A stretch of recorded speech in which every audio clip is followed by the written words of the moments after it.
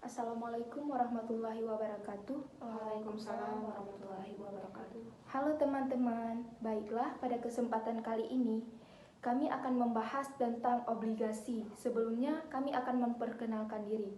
Perkenalkan, nama saya Ella Wirna Eliska dan saya Yuliana. Saya Sufira Turjana. Nah, apa sih obligasi itu? Di sini saya akan menanyakan pendapat dari teman-teman saya. Menurut Syafira sendiri, apa sih pendapat Syafira tentang obligasi? Menurut aku nih ya, obligasi itu sebenarnya merupakan alat investasi yang bakalan sering kita jumpain. Sederhananya nih, obligasi itu pinjaman yang nantinya bakalan dibayar pakai bunga. Nah, untuk Yana sendiri, bagaimana sih pendapat Yana tentang obligasi? Kalau menurut pendapat saya sendiri ya, obligasi adalah surat utang jangka menengah maupun jangka panjang.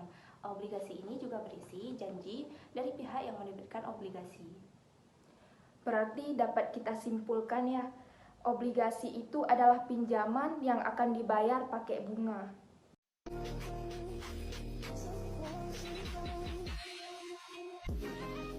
Menurut yang saya dengar, obligasi itu ada obligasi pemerintah dan ada juga obligasi perusahaan. Menurut Yana sendiri, apa sih obligasi perusahaan itu? Kalau menurut saya pribadi ya, obligasi perusahaan adalah surat utang yang diterbitkan perusahaan swasta nasional, badan usaha milik negara atau BUMN, dan juga diterbitkan oleh badan usaha milik daerah yaitu BUMD. Nah, menurut Syafira sendiri, apa sih obligasi pemerintah itu?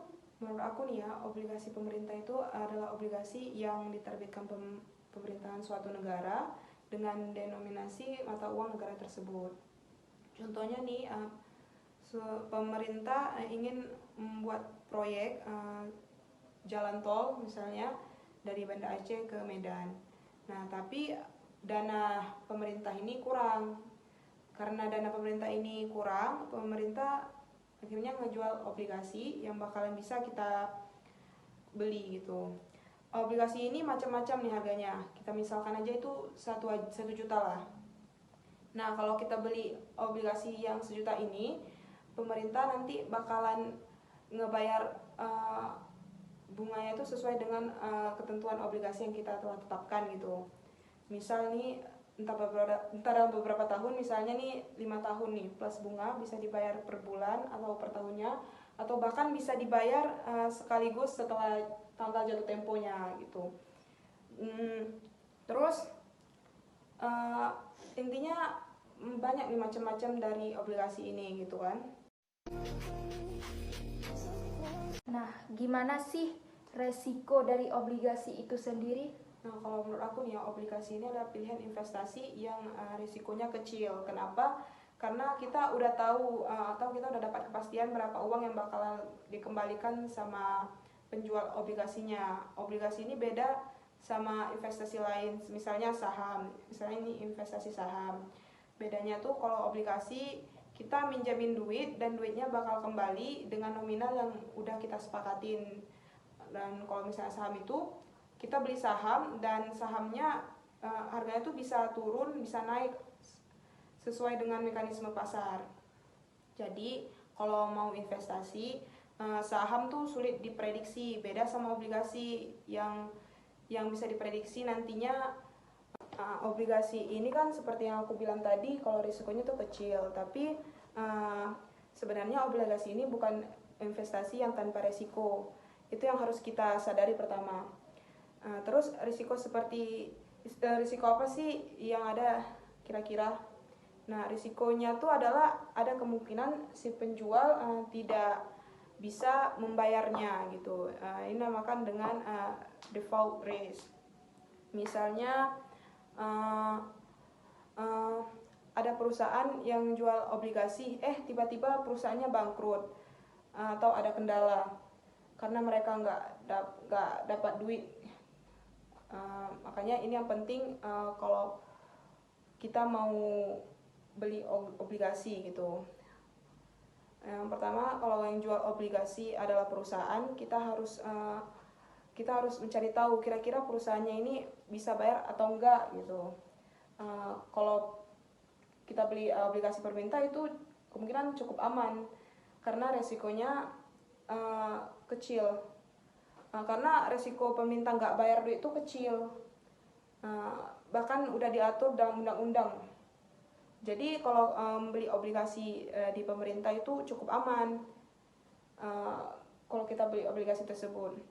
Makanya obligasi pemerintah itu jauh lebih populer daripada obligasi yang ada di perusahaan, karena default risk-nya tuh kecil banget. Baik, saya juga ingin menanyakan ya pendapat Yana. Bagaimana sih durasi itu? Kalau durasi dalam obligasi ada beberapa ya gitu, ada 3 kalau menurut saya gitu. Yang pertama itu ada obligasi tenor pendek, yaitu jangka waktu 1-5 tahun yang memiliki karakteristik volatilitas pergerakan harga relatif rendah. Obligasi ini cocok bagi yang memiliki profil risiko konservatif. Yang kedua itu ada obligasi tenor menengah, yaitu jangka waktu 6-10 tahun dengan karakteristik pergerakan harga yang lebih berimbang. Obligasi ini cocok untuk yang memiliki profil risiko moderat namun mengharapkan potensial kapital J. Yang ketiga ada obligasi tenor panjang yaitu di atas 10 tahun gitu. Dengan karakteristik volatilitas harga cukup tinggi. Obligasi ini cocok untuk yang memiliki profil risiko agresif dan mengharapkan kapital G.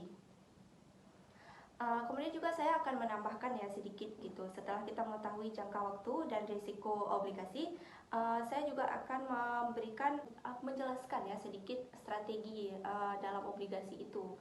Yang pertama ada strategi ladder strategi, di mana kita membeli beberapa strategi yang memiliki seri waktu jatuh tempo yang berbeda-beda. Strategi ini cocok untuk yang mementingkan cash flow dari portofolio.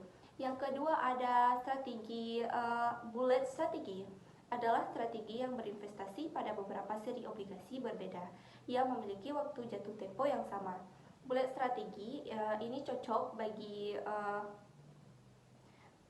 yang sudah tahu kapan membutuhkan kembali dana yang diinvestasikan. Yang ketiga ada barbell strategi, di mana sebagian portofolio terdiri dari obligasi tenor panjang dan sebagian lagi terdiri dari obligasi tenor pendek. Ketiga ada bubble strategi, di mana sebagian portofolio terdiri dari obligasi tenor panjang dan sebagian lagi terdiri dari obligasi tenor pendek.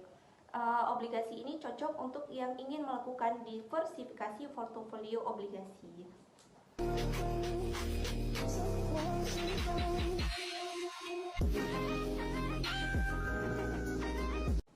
Baik nih ya. Sebelumnya terima kasih. Berarti dapat kita simpulkan bahwa durasi adalah jumlah rata-rata tahun selalu arus kas yang sebenarnya diterima oleh investor dari suatu obligasi, baik itu investor arus kas berupa kupon maupun dibayar secara berkala. Baik, terima kasih nih teman-teman yang udah mau sharing-sharing tentang obligasi. Sekian pembahasan dari kelompok kami. Lebih dan kurang kami mohon maaf. Assalamualaikum warahmatullahi wabarakatuh.